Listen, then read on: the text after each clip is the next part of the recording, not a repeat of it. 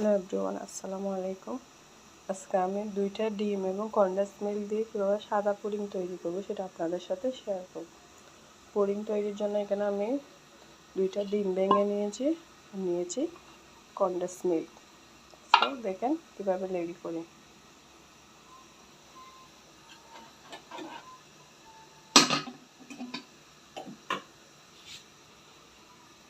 প্রথমে আমি কনডেন্স মিল্কগুলো একটা গ্লাসের মধ্যে নিয়ে সামান্য পানি দিয়ে এগুলো গুলে নিই।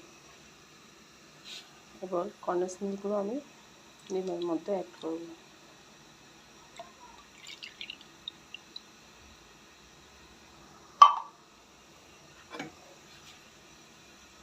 তারপর ডিম আর কনডেন্স মিল্কগুলো ভালোভাবে মিক্স করে ফেলব। দেখেন কোনো চিনি ইউজ করব না, এখানে শুধু কনডেন্স মিল্ক আর 2টা ডিম দিয়ে সাদা পুডিং রেডি করব।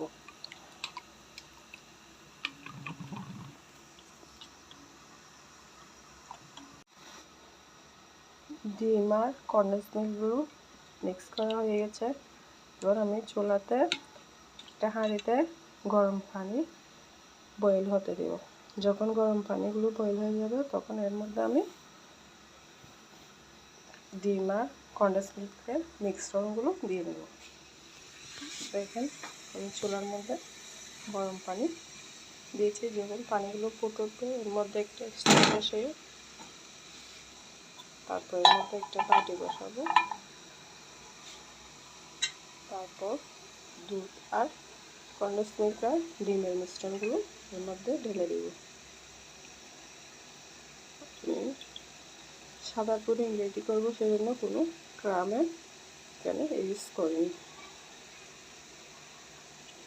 চিনি ইউজ করিনি, শুধু কনডেন্স মিল্ক আর ডিম দিয়ে এই পুডিংটা আমি রেডি করব।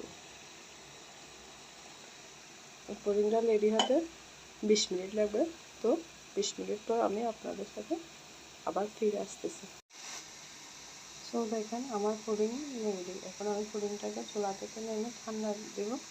তারপর এটা আমি নর্মাল ফ্রিজে আধা ঘন্টা রেখে দেবো। আধা ঘন্টার পর আপনাদের সাথে কেটে আমি এটা শেয়ার করব। সো ফিরে এসেছি আধা ঘন্টা পর। দেখেন আমার পুডিংটা আমি এখন নর্মাল ফ্রিজ থেকে নামিয়ে একটা প্লেটের মধ্যে ঢেলে নিয়েছি। পুডিংটা এখন ঠান্ডা হয়ে গেছে। এখন আমি এটা কেটে আপনাদের সাথে শেয়ার করব।